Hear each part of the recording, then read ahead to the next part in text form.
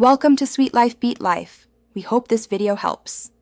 In this video, I will explain how to make a lobster bisque. First, select 2 fresh lobsters, each weighing about 1½ pounds. Ensure they are lively and healthy for the best flavor. Gather your aromatic vegetables, 1 carrot, 1 celery stalk, and 1 small onion, all finely diced. Have a good quality brandy or dry sherry ready, about 1/4 cup, to deglaze the pan later. This initial preparation is crucial for a rich, flavorful bisque. Next, cook your lobsters in boiling water for about 5 minutes, then remove the meat and set it aside. Break the shells into smaller pieces. In a large pot, sauté the lobster shells with your diced aromatics until they are bright red and fragrant.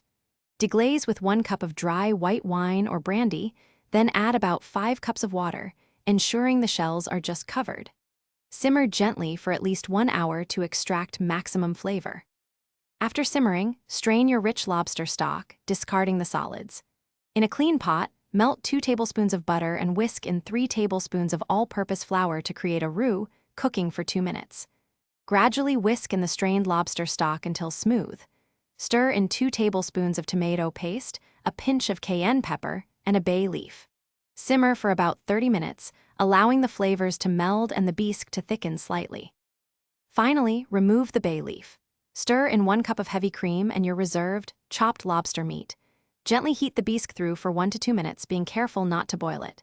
Taste and adjust the seasoning with salt and pepper as needed. For an extra touch, a squeeze of fresh lemon juice can brighten the flavors.